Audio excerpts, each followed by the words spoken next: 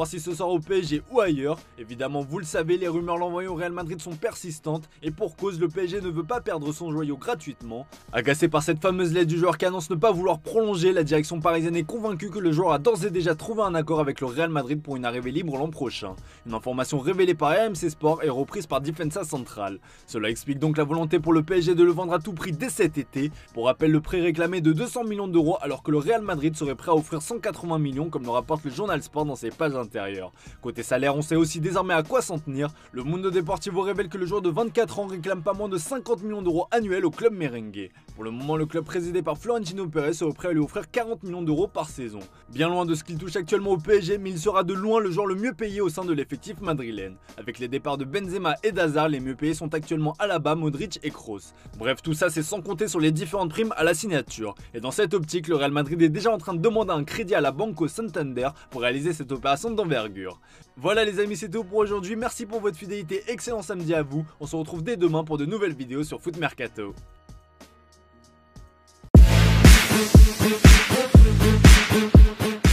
Bienvenue dans Foot Focus, votre source d'information dédiée au monde du football. Aujourd'hui, nous vous apportons une nouvelle importante concernant le transfert très attendu de Vitor Roque au FC Barcelone. Restez avec nous pour connaître tous les détails. Sauf miracle, Vitor Roque, l'attaquant brésilien très prometteur, devra attendre janvier pour rejoindre le Barça. En effet, le club catalan doit d'abord résoudre une contrainte financière liée au fair play financier, FFP. La fenêtre de transfert brésilienne se referme le 30 juillet, et Paranaense, le club actuel de Roque, aura besoin d'un remplaçant. Découvrons ensemble les implications de cette situation inattendue. Le report du transfert de Vitor Roque au FC Barcelone soulève plusieurs questions pour le club. Tout d'abord, en raison du FFP, le Barça doit trouver des moyens de générer des fonds pour financer cette opération. Quelles mesures le club peut-il prendre pour atteindre cet objectif ? Est-ce que cela signifie qu'ils devront se séparer d'autres joueurs ou trouver des solutions alternatives ? Ensuite, il y a la question de l'attente jusqu'en janvier.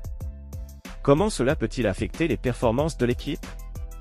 Roque était considéré comme un renfort majeur pour le secteur offensif du Barça. Quelles alternatives l'entraîneur envisage-t-il pour pallier cette absence ? Par ailleurs, le club brésilien, Paranaense, doit également trouver un remplaçant pour combler le départ imminent de Roque. Qui pourrait être le potentiel successeur de Roque dans leur effectif ? Comment cela pourrait-il influencer leur saison à venir ? En somme, le report du transfert de Vitor Roque au FC Barcelone a des répercussions significatives tant pour le club catalan que pour Paranaense. Quelles solutions seront trouvées de part et d'autre ? Quelles retombées cela aura-t-il sur leurs performances respectives ? Restez à l'écoute pour connaître les développements futurs de cette situation. Et vous, chers téléspectateurs, que pensez-vous de ce report de transfert ? Comment cela peut-il affecter les ambitions du FC Barcelone cette saison ? Partagez votre opinion dans les commentaires.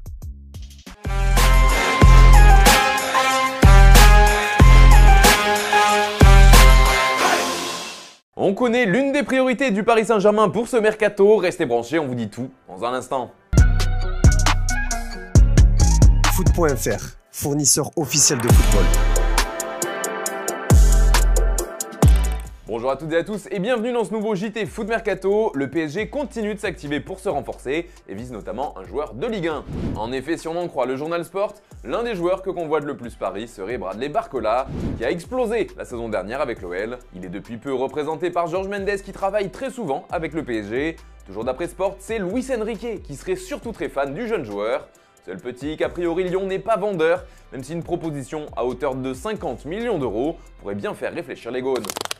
Et puis, ça bouge du côté de l'AC Milan qui est très actif depuis l'ouverture du marché des transferts. Ces derniers jours en Lombardie ont été marqués par le départ de Sandro Tonali à Newcastle pour un prix record de 70 millions d'euros, mais aussi par l'arrivée de Luca Romero qui a été annoncé officiellement ce jeudi. Et les Rossoneri ne comptent pas s'arrêter là, bien au contraire. Déjà, ils lancent une nouvelle offensive pour Christian Pulisic. D'après les informations de The Athletic, l'AC Milan serait revenu à la charge avec une deuxième offre faite à Chelsea. On parle cette fois d'un montant de 22 millions d'euros qui se rapproche de ce qu'avaient réclamé les Blues. Autre cible du club transalpin, c'est Florentino Luis de Benfica. Le jeune milieu de terrain est vu comme le successeur de Sandro Tonali par les Rossoneri, et pour le faire venir, il faudra mettre la main au portefeuille puisque le club lisboète réclamerait au moins 30 millions d'euros. Adama Traoré est également suivi par les dirigeants milanais, si on en croit Sky Sport Italia. Ils auraient même rencontré Jorge Mendes, l'agent de l'international espagnol, pour évoquer sa possible venue. De son côté, Stefano Pioli avait lui donné son feu vert quant à l'arrivée de l'ancien joueur des Wolves. Et comme le joueur est libre de tout contrat, sa signature pourrait être bouclée rapidement. Toujours en attaque, on vous parlait dans la revue de presse d'Alvaro Morata qui souhaite rejoindre l'AC Milan. C'est ce qu'explique la Gazzetta dello Sport dans son édition du jour. Le joueur de l'Atlético veut rejoindre le club lombard la saison prochaine, où un salaire de 5 millions d'euros par an lui a été proposé. Maintenant, il reste à trouver un terrain d'entente avec les Colchoneros. Jesper Lindstrom est aussi dans les plans des Milanais, mais la bataille sera rude puisque Newcastle est aussi sur le coup. Et son club, l'Eintracht Francfort, réclame une somme entre 30 et 40 millions d'euros pour le laisser filer. Enfin, dernier nom ciblé par Milan, c'est Yunus Moussa. Une information révélée par Relevo, le joueur de Valence serait lui aussi évalué par ses dirigeants à environ 30 millions d'euros. Des discussions ont déjà eu lieu même si pour l'instant il n'y aurait pas vraiment de négociations. Et tout ça nous amène à la question du jour les amis, quelle serait selon vous la recrue idéale pour l'AC Milan ? Donnez-nous vos noms favoris dans les commentaires et on en reparlera au prochain JT. Hier on vous demandait si vous préfériez regarder la MLS ou plutôt le championnat saoudien. Eh bien vous êtes une majorité à préférer regarder la Saudi Pro League l'année prochaine, avec notamment toutes ces énormes recrues.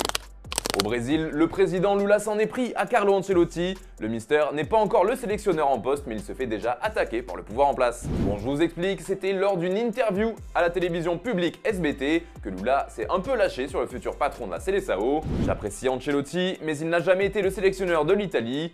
Pourquoi il ne résout pas le problème de l'Italie, qui n'a pas participé au dernier mondial ? C'est très facile de diriger une équipe en Europe avec 11 joueurs de sélection. Ce qui est difficile, c'est de venir ici et de diriger les Corinthians. J'aimerais voir si Ancelotti se débrouillerait bien avec les Corinthians. Visiblement, Lula cherche un coach pour sauver le club brésilien en galère et dans le rouge au classement de Serie A. Et puis c'est officiel, Mourinho débarque à l'Atlético de Madrid. Bon, je vous le dis tout de suite, il ne s'agit pas du Special One, mais bien d'un jeune défenseur uruguayen. Ce dernier s'appelle également Mourinho, il quitte le Racing Club de Montevideo pour s'engager avec les Colchoneros pour les 5 prochaines saisons. En Italie, Mitchell Baker a signé à l'Atalanta, il arrive en provenance du Bayer Leverkusen, en échange d'un chèque de 11 millions d'euros, bonus compris. Kolasinac aussi a signé avec l'Atalanta, lui qui est arrivé libre après avoir refusé de prolonger du côté de l'OM. Vince Rodman, lui, a prolongé avec le Genoa et ce jusqu'en 2024.